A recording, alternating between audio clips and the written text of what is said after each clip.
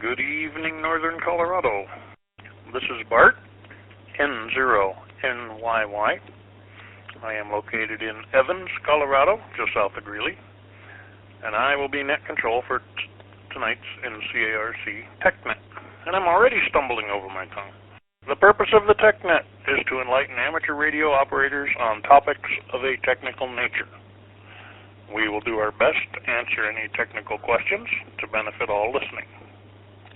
If a subject has never been clear to you, this is an excellent opportunity to find an answer. If anyone feels they have information that will help regarding that subject, please give your call sign or just your suffix, and net control will call on you. This net may be interrupted at any time for emergencies or priority traffic. If you need to use the system for an emergency during the net, please say break, give your call sign or your suffix. We will acknowledge you and suspend the net until you advise that you are clear. Is there any emergency or priority traffic at this time? Hearing none, I will proceed. All licensed amateur radio operators with 70-centimeter privileges are encouraged to check into the net. Club membership is encouraged, but never required for participation within the net. Check-ins are requested to count participation, and no checkout is required. This is N0NYY, net control for tonight's NCARC TechNet. When checking in, please give your call sign slowly. N0NYY, I can't write that fast. Remember, I'm writing. I'm old and slow. I'm trying to keep up. I request that you give your call sign first alphabetically, N0NYY, then again using the ITU phonetic alphabet. November, 0, November, Yankee, Yankee. That gives me 2 chances to get it right, and if I have any question about it, I will read it back or ask questions to you. If you hear your call sign misquoted, feel free to throw your suffix in and make a correction. If you don't hear your call sign at all, and I will do this in groups of 3, if you don't hear your call sign at all, you probably doubled with somebody and were covered up. And just try again, and we'll get to you. If you have a second radio handy in the background so you don't create a large echo, you can hear whether you got into the repeater clearly or not. When you check in addition to your call sign, please give your name and location. Helps us remember who's who, and helps new people to kind of get familiar with who's who. And knowing where everybody is a pretty good demonstration of how far ham radio can reach. If you have a topic, a subject, an announcement, or a question, when you check in, feel free to tack on with a question, with a comment, with an announcement at the end of your check-in. That's fine. And I will make a note of it, and we will get to you. I will be taking check-ins in groups of 3. When I have acknowledged the first group of 3, I will move on to the next group.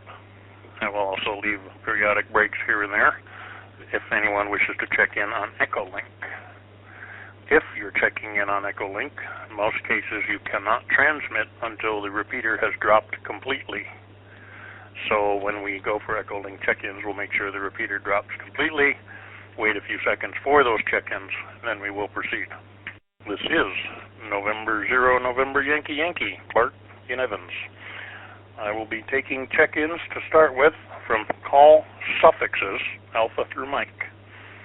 Alpha through Mike, please call now. Good evening, Bart. This is KF0IBX. Alpha Echo 0.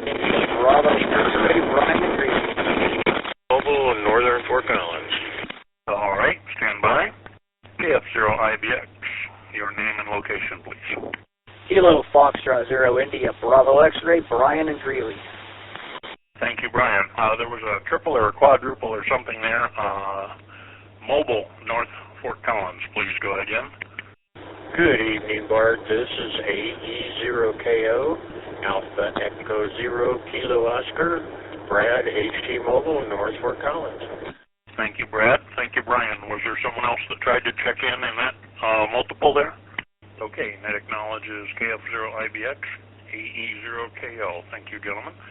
Next group of 3, please call now. Suffixes alpha through Mike, please.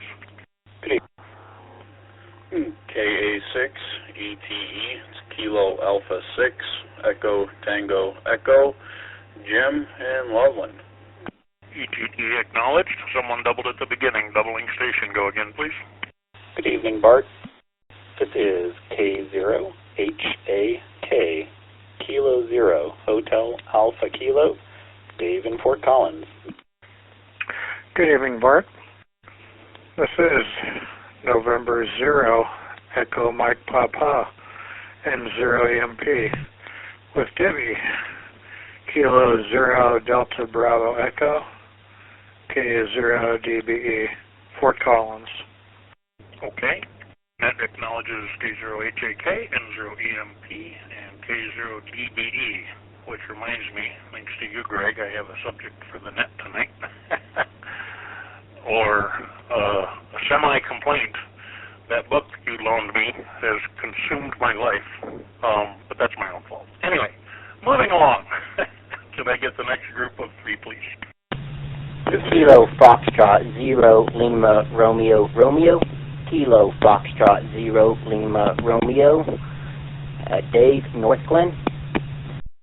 This is K0AZA, Kilo 0 Alpha Zulu Alpha, Ron HT Mobile, Southwest Fort Collins. Okay.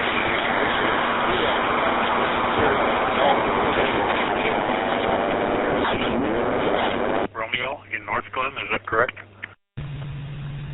Roger, it was Kilo Foxtrot 0 Lima Romeo Romeo. Dave, North Glen. Got it, Dave. Thank you. And that acknowledges AZA. Ron, good to hear you this evening. All right, next 3 check-ins. At this point, we're doing suffixes, Alpha through Mike, please. Good evening, Bart.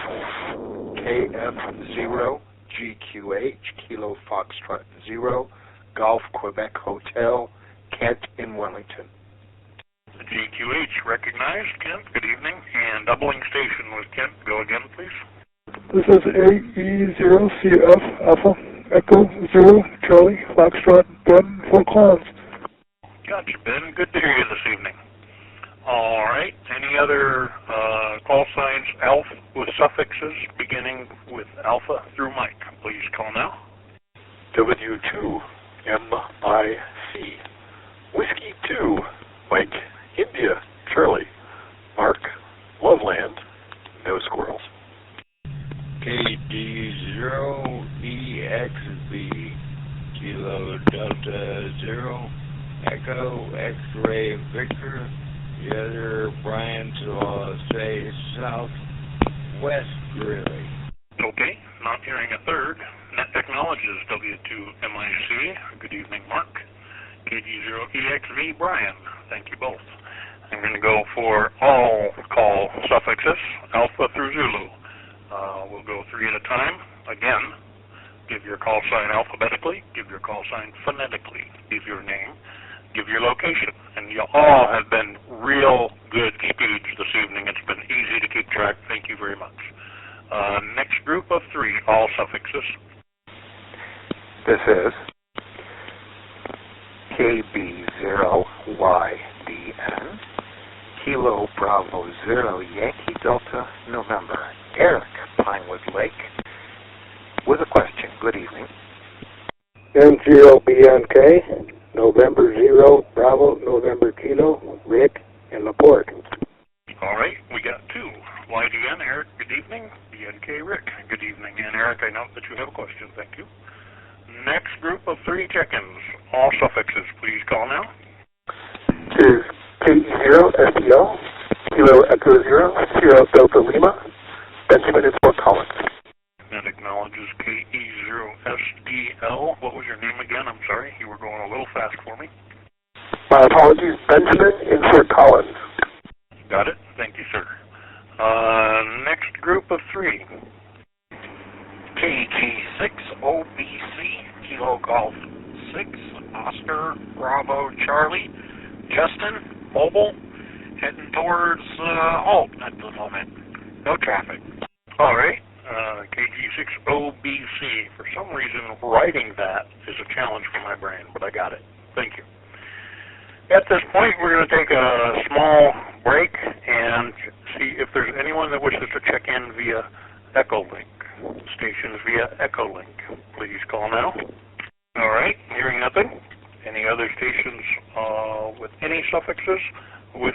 in via the repeater, please call now. And late check-ins are welcome anytime through the net. Let's see, here we go. KB0YDN, what is your question, sir? Well, I have a problem. I have a very, very, very drifty spectrum analyzer. The plugins are terribly out of spec. And furthermore, when checking or changing the span range, it drifts again. Best use is to set it on a frequency, set it on a scan width, and let it warm up for an hour before you actually want to use it. But I need to find a spectrum analyzer that covers VHF to find the center frequencies that I'm interested in. The purpose of all this is to use it as a 45 megahertz pan adapter. So the question is, does anyone have a relatively stable signal generator that covers VHF that I could borrow for a few days and return? Okay, very good. I do know that a lot of older, I don't know how old yours is, a lot of older spectrum analyzers required a substantial period of time for the oven to come up to temperature and stabilize, and they would come with a disclaimer in the manual that says, don't try this before 30 or 60 or whatever number of minutes of warm-up time for everything to stabilize. That said, I know there's a lot of newer units out there. The Nano VNA is also capable of being a signal generator. I haven't used mine for that. I have one, and I'm sure there are quite a few out there in the ham community because I've heard an awful lot of people talking about them. Eric, you said you're at Pinewood Reservoir. Does anyone have an appropriate signal generator that Eric could borrow up in the Pinewood area? Please call now.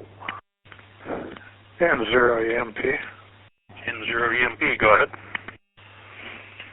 If you can ask Eric how accurate he wants to be, does he need something that's GPS locked, or just something that's basically a 45 megahertz signal?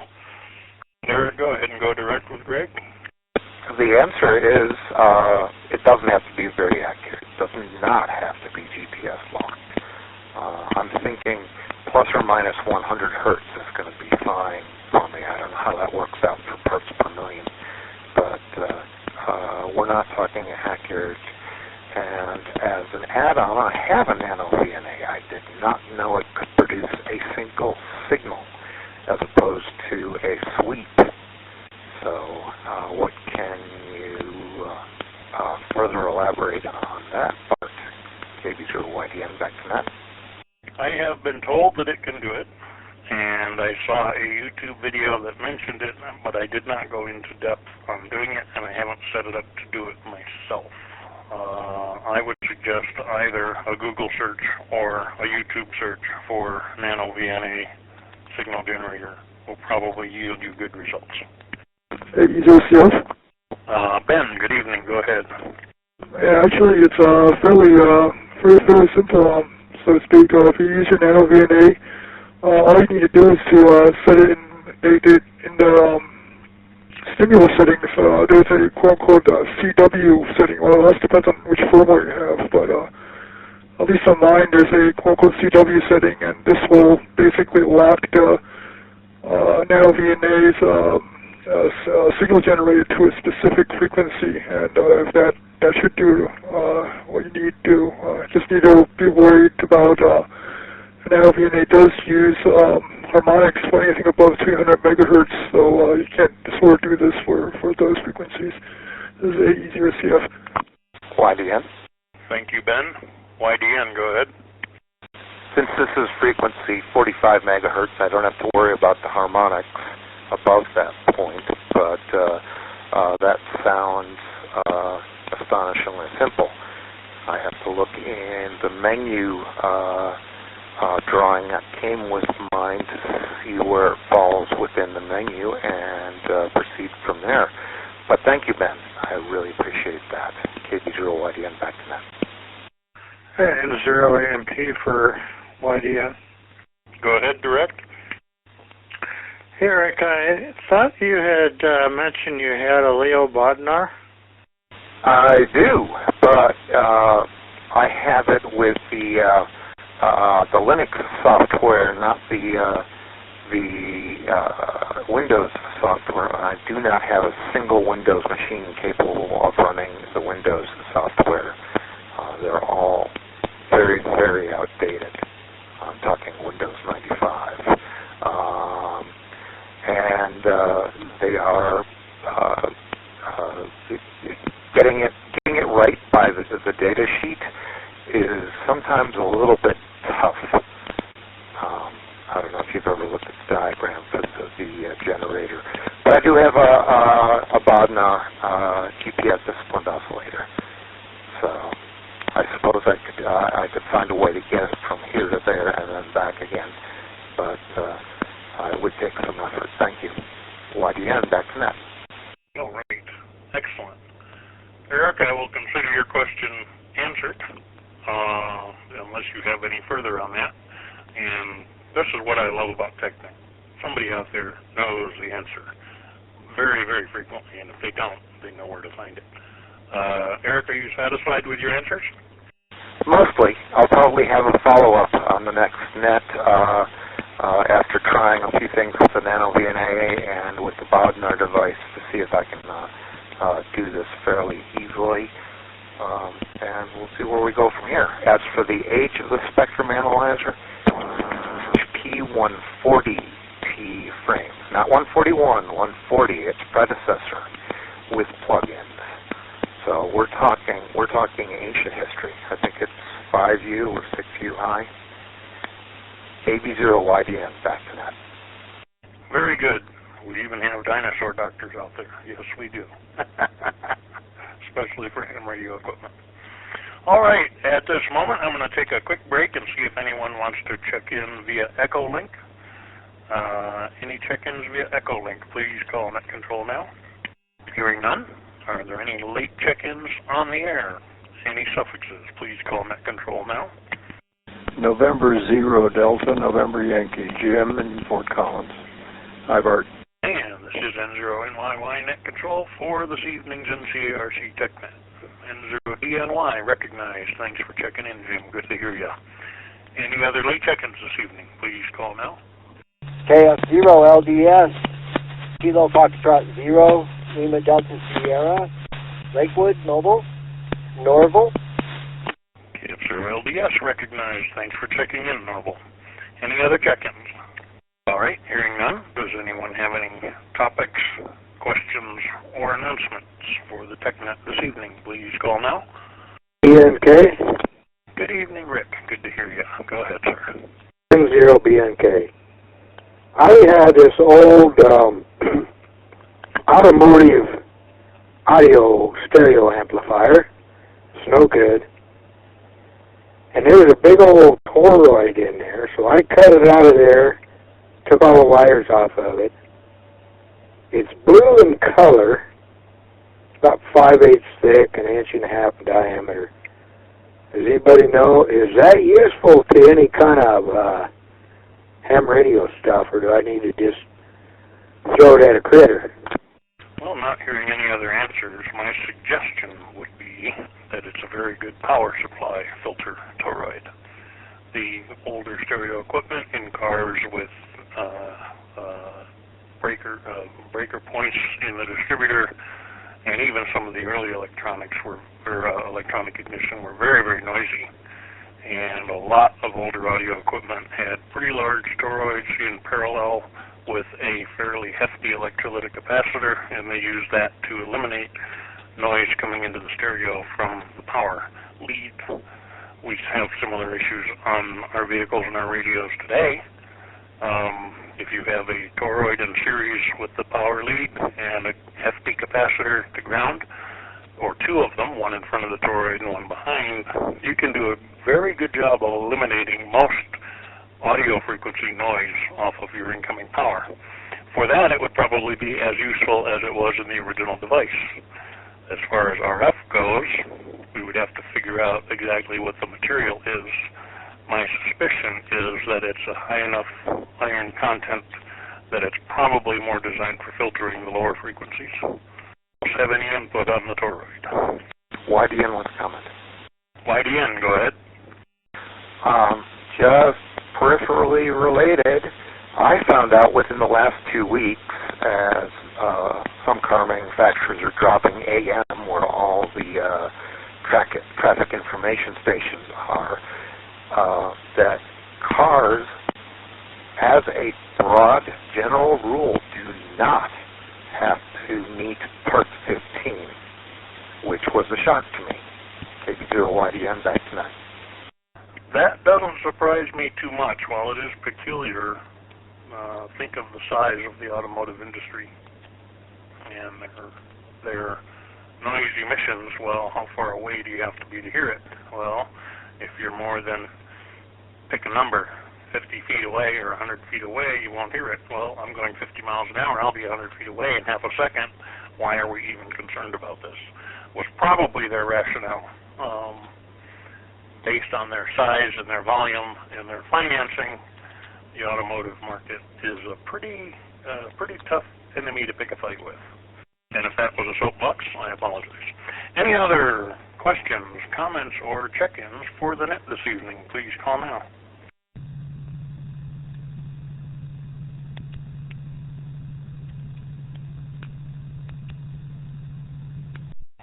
Last station, I heard you key. Sounded like you were either on Lee Hill or Echolink, but you had zero audio, not even a trace of audio. Have a look at your mic settings if you can. Try again. Go ahead. All right. Do we have any other questions or announcements or late check-ins for the net? Please call now. Alrighty. I am preparing to close the net if there are no other check-ins, comments, questions, or subjects for the net. Zero EMP, I thought you had a topic, Bart, maybe related to that book I lent you. Roger. I did. I even said that. I spoke it out loud. So apparently it was in the memory stream somewhere, and then it fell out along the way. So, yes, I borrowed a book from Greg, written by a Czech fellow, actually a couple of them, that goes into incredibly scientific detail about the behavior of magnetic loop antennas. He very politely says there are some things out there that are preconceived notions that are not quite correct, which is polite check for dead wrong. There's a number of those in there. I'm still reading. I'm not through with it yet. I lied when I said that was going to be a 3-hour book. I think it's going to be a 30-hour book because there's a lot of math, a lot of physics, and it's a fascinating book. And I have actually found it on Amazon. It seemed like it was fairly expensive, but once I'm done with my review of that book, I will share more. Mag loops are fascinating things. And there is a company that produces them, and he refers to that company several times. Let me take a break. I have attempted to find vendors from that company, but I have failed. I have seen a lot of reference online to the company that makes them, a list of the antennas. They have high band, low band, specifically mobile, and a wide variety of them that they talk about, but I haven't found any of them for sale yet.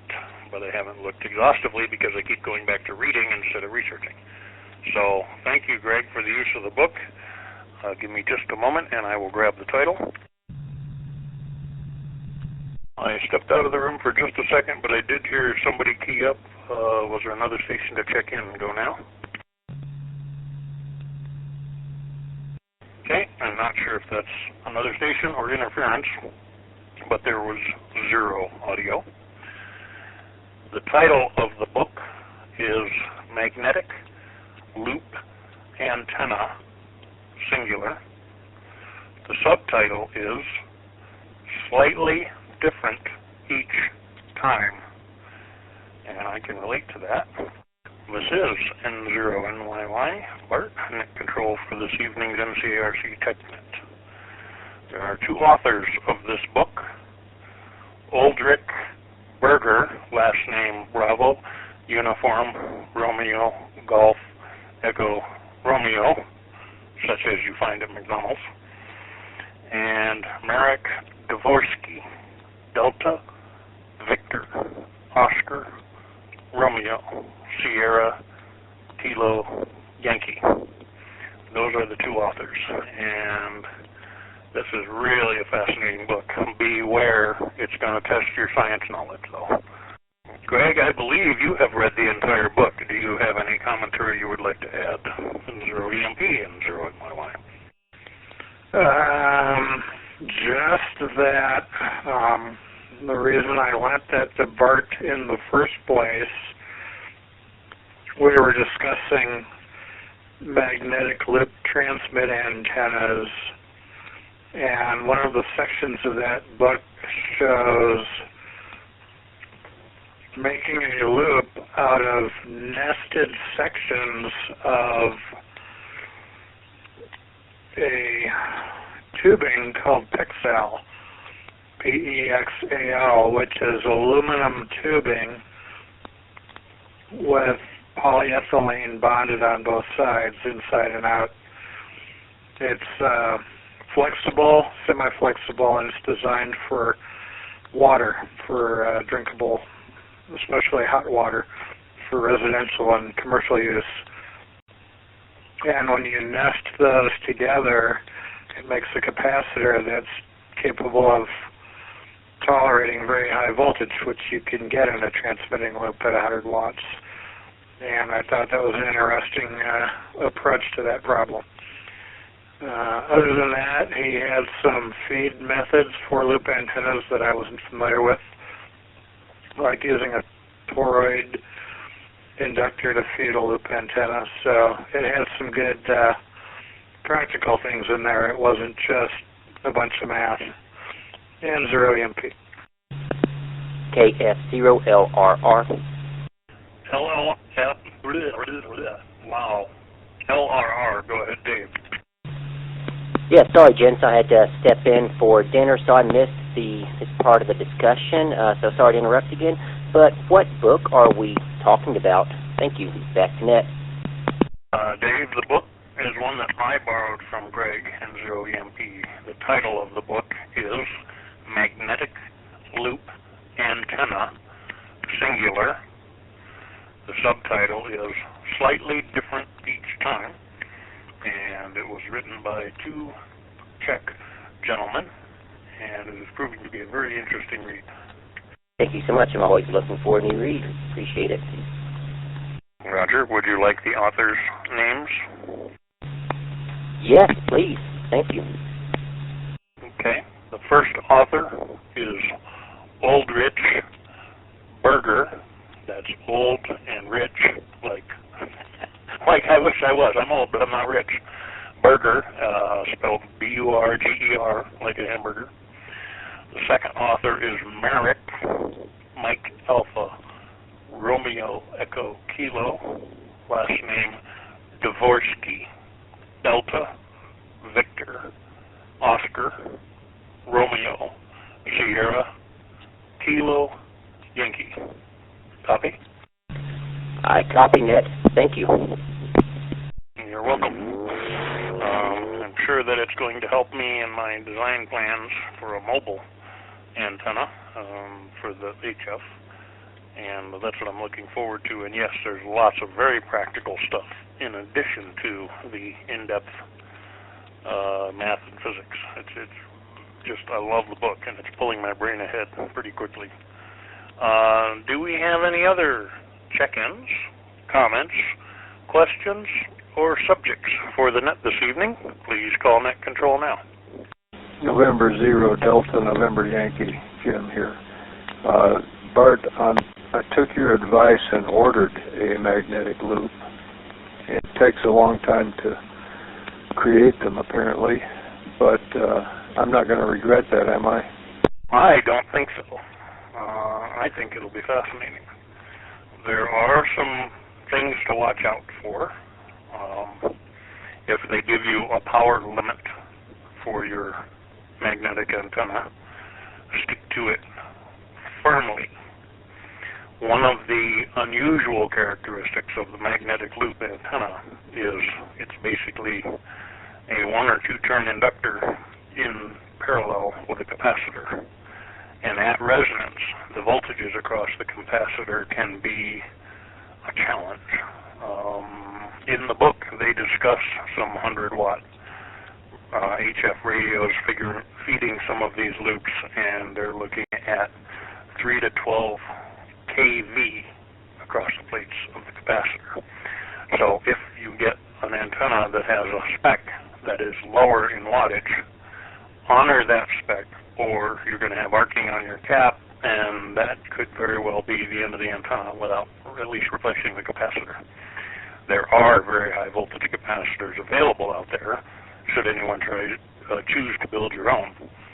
But if you buy one, I strongly recommend know the limitations, follow the instructions.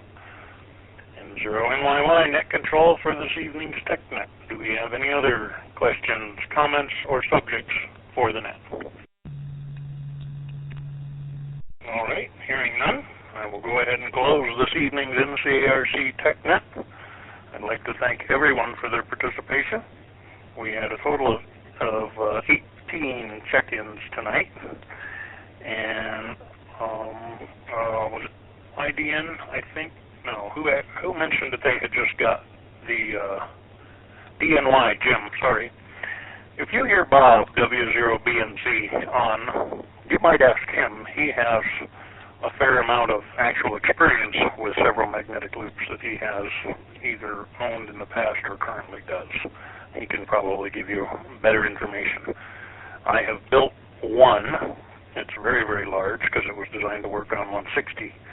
And I have issues with it that I'm still working through, but my experience is limited to that.